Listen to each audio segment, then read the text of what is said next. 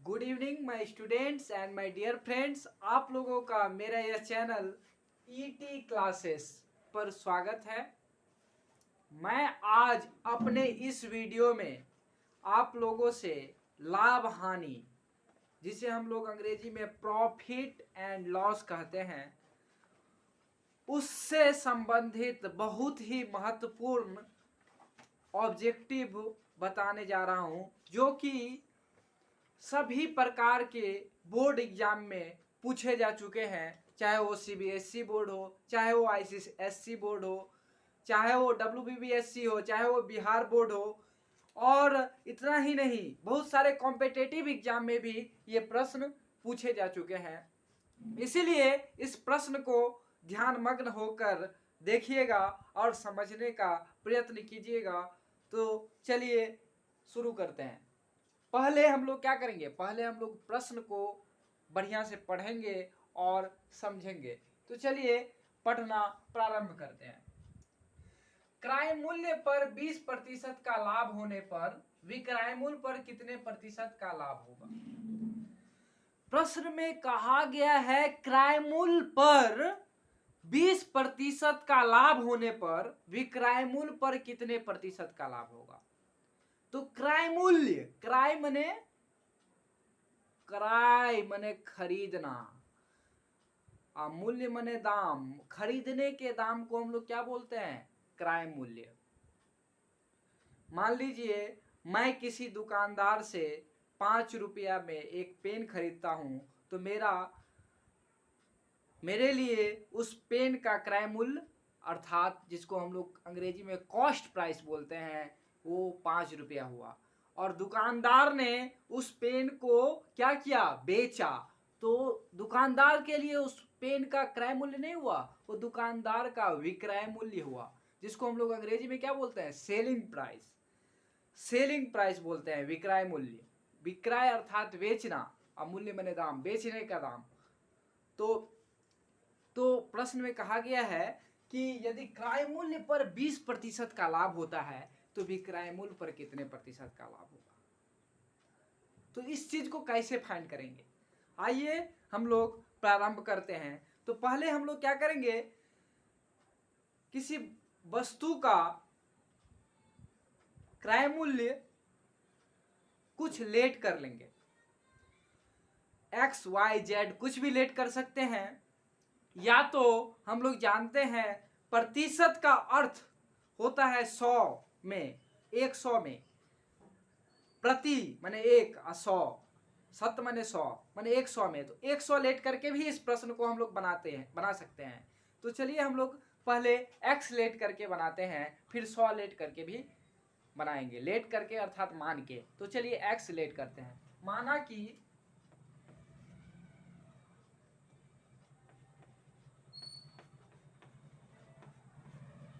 किसी वस्तु का क्रय मूल्य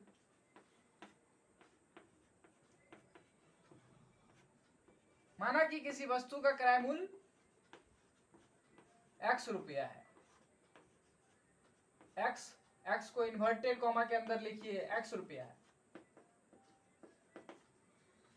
अब हम लोग यहां लिखेंगे लाभ बराबर 20%। लाभ बराबर 20%।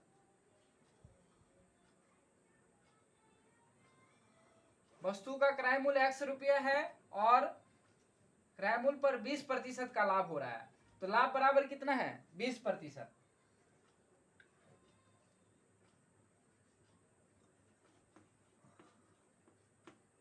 अतः ये जो है प्रतिशत लाभ है, प्रतिशत लाभ बराबर 20% है। तो अतः लाभ बराबर क्या आ जाएगा? x का 20%, x का 20%, का माने गुना 20%, 20%, 20%। प्रतिशत को प्रतिशत ना लिख के नीचे में 100 लिखेंगे और 0 0 कैंसिल, 2x/10। अब देखिए मेरा क्रय मूल्य हमको पता हो गया और लाभ भी पता हो गया। लाभ कितना है? 2x/10 रुपया। तो विक्रय मूल्य कैसे निकालेंगे? क्रय मूल्य में जब हम लोग लाभ को ऐड कर देते हैं तब क्या निकलता है? विक्रय मूल्य निकलता है। तब हम लोग यहाँ पर विक्रय मूल्य, इसीलिए विक्रय मूल्य बराबर, इसीलिए विक्रय मूल्य बराबर क्या हो जाएगा? क्रय मूल्य में हम लोग लाभ को ऐड करेंगे। तो ये हो जाएगा मेरा, इसका एलसीएम लेंगे तो यहाँ 10 और यहाँ हो जाएगा 10x plus 2x is equal to 12x by 10। ये मेरा क्या आया? ये मेरा आया विक्रय मूल्य, ये मेरा विक्रय मूल्य आया। मेरा क्रय मूल्य x था, मेरा लाभ 2x रुपया था और विक्रय मूल्य मेरा 12x बाई 10 आया। उदाहरण के लिए मान लीजिए किसी वस्तु को यदि मैं 5 रुपया में खरीद रहा हूं और खरीदने पर 2 रुपया का लाभ हो रहा है तो उस वस्तु का विक्रय मूल्य कितना हो जाएगा? क्रय मूल्य में 2 जोड़ देंगे तो 5 प्लस 2 7 रुपया होगा। ठीक उसी तरह से इस प्रश्न को हम लोग बनाए हैं। तो विक्रय मूल्य मेरा 12x बाय 10 रुपया आया है। तो अब हम लोग क्या निकालेंगे? इसको पहले नोट डाउन कीजिए फिर आगे बताते हैं।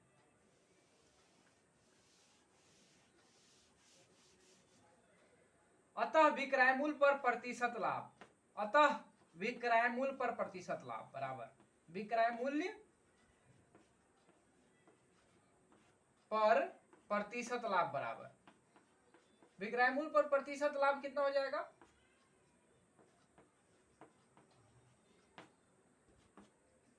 प्रतिशत लाभ का फॉर्मूला होता है लाभ इंटू 100। अब आप निकालना किस पर चाह रहे हैं? विक्रय मूल्य पर। तो नीचे में विक्रय मूल्य को लिख दीजिए। अब सबका वैल्यू पुट कीजिए। लाभ का वैल्यू कितना आया था? 2x बाई 10 इंटू 100 और विक्रय मूल्य का वैल्यू कितना आया था? 12x by 10। देखिए यहां से 10 10 कैंसिल, 2x कैंसिल, 2 से 6 2 6 जा 12।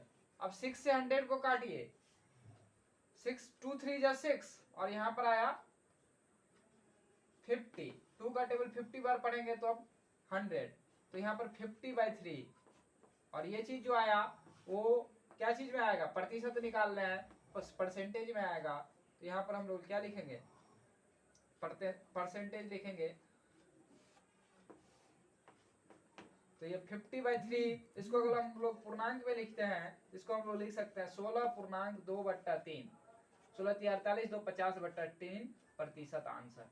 अर्थात यदि किसी वस्तु को बेचने पर क्रय मूल्य पर 20% का लाभ होगा तो विक्रय मूल्य पर 16.2/3 प्रतिशत का लाभ होगा। तो इस चीज को क्लियर ठीक रूप से समझिएगा। इस तरह से टर्म यही चीज रहता है, सिर्फ लाभ को हानि कर देता है। पहले विक्रय मूल्य दे देगा फिर क्रय मूल्य पर पूछेगा कितना प्रतिशत का हानि होगा या लाभ होगा। तो आपको ठीक से थोड़ा समझ लेना होगा और इसी चीज को फॉलो कीजिएगा तो आसानी से आप इस सम्स को सॉल्व कर सकते हैं। चलिए इसको हम लोग 100 मान के एक बार सॉल्व कर लेते हैं। माना कि किसी वस्तु का क्रय मूल्य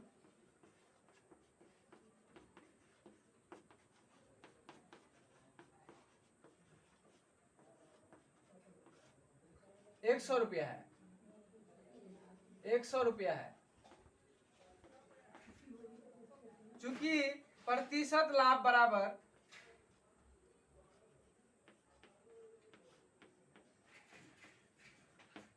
20%, अतः लाभ बराबर 100 का 20% 20 रुपया।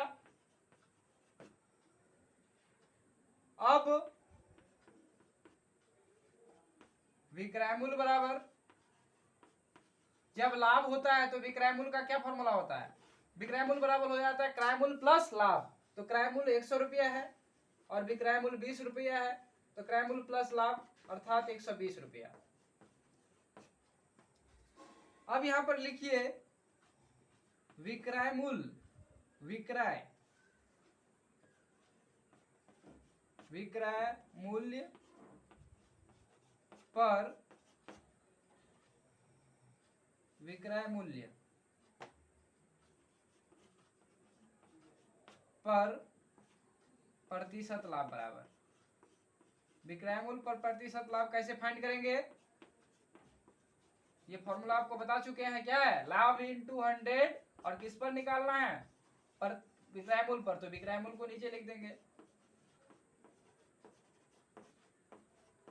चलिए इसको नोट डाउन कीजिए। ये चीज क्या चीज में आएगा? ये परसेंटेज में आएगा। प्रतिशत लाभ निकालना है, परसेंटेज में आएगा। इसको नोट डाउन कीजिए। चलिए इसको रब करते हैं। अब देखिए लाभ के जगह पर 20 बैठाइएगा और इंटू 100 और विक्रय मूल्य के जगह पर 120 बैठाइएगा। तो इसको काटे 20 छक्का 120, ये परसेंटेज में आएगा। और 2 का टेबल से इसको काटेगा 50 और इसको काटेगा 3, तो 50/3%। और जब इसको और सिंप्लीफाई कीजिएगा, ये विषम भिन्न है, एक ऑड फ्रैक्शन है। जब इसको मिक्स फ्रैक्शन में व्यक्त करेंगे, मिश्र भिन्न में व्यक्त करेंगे, तो 16.2/3%। ये आ जाएगा आंसर क्लियर। तो इस तरह से हम लोग 100 मानकर भी इस प्रश्न को सॉल्व कर सकते हैं, और एक्स वाई जेड आप कुछ लेट करके भी इस प्रश्न को आसानी से सॉल्व कर सकते हैं। तो ये प्रश्न बहुत ही इंपॉर्टेंट प्रश्न है, इसीलिए इस प्रश्न को जरूर समझिएगा। और ताकि किसी भी कॉम्पिटिटिव एग्जाम अगर दें, अगर उसमें ये क्वेश्चन पूछे तो आपको कोई परेशानी का सामना ना करना पड़े।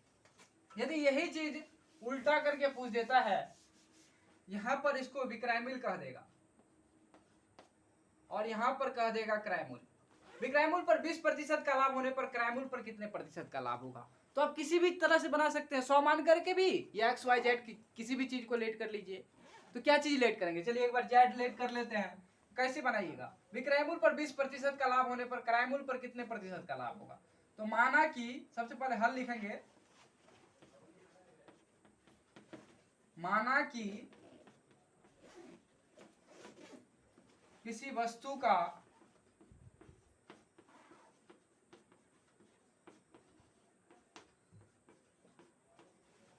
विक्रय मूल्य दिया ना, तो यहां पर विक्रय मूल्य को लेट करेंगे। विक्रय मूल्य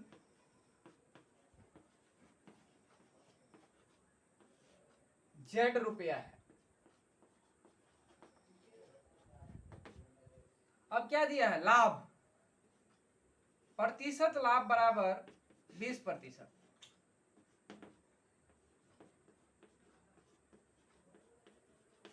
अतः लाभ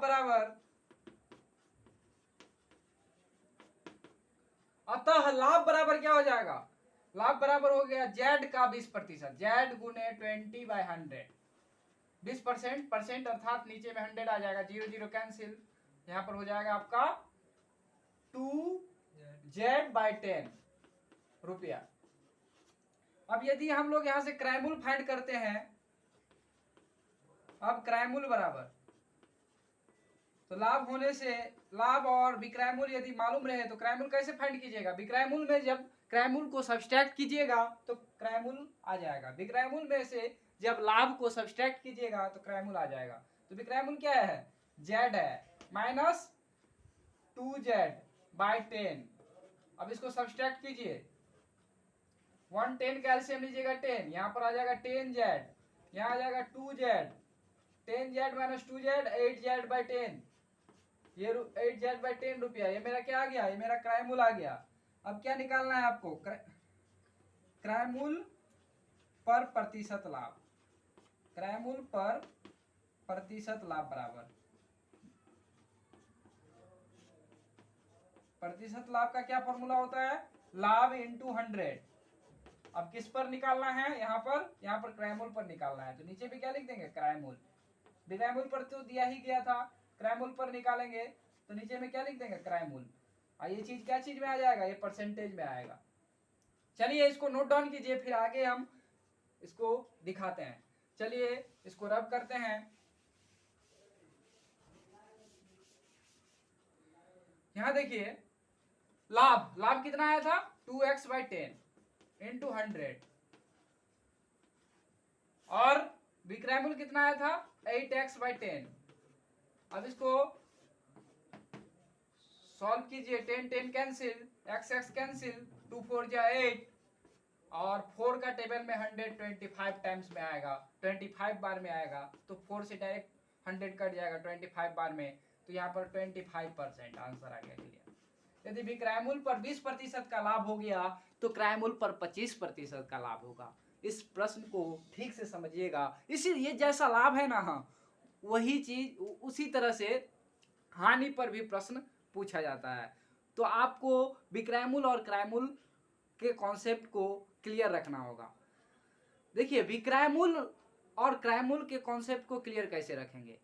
देखिए विक्रयमूल जब भी बड़ा होगा क्रयमूल से तब क्या होगा, लाभ होगा। बेचने का दाम खरीदने के दाम से ज्यादा होगा तब क्या होगा, लाभ होगा। यदि बेचने का दाम खरीदने के दाम से कम है तो उस स्थिति में हम लोगों को क्या हो जाएगा, हानि हो जाएगा। तो इसीलिए हम लोग लाभ बराबर क्या लिखते हैं, हम लोग लिखते हैं लाभ बराबर विक्रयमूल माइनस क्रयमूल। विक्रयमूल बड़ा होता है, विक्रयमूल में से क्रयमूल जब घटाइएगा तब आएगा लाभ। और हानि बराबर क्या हो जाता है, क्रयमूल माइनस विक्रयमूल। हानि के क्षेत्र में क्रयमूल खरीदने का दाम ज्यादा हो जाता है और बेचने का दाम कम हो जाता है, इसीलिए तब उस स्थिति में हम लोगों को हानि हो जाता है। तो क्रयमूल माइनस विक्रयमूल। और इसी चीज को देखिए, हानि बराबर क्रयमूल माइनस विक्रयमूल, हानि बराबर क्रयमूल माइनस विक्रयमूल।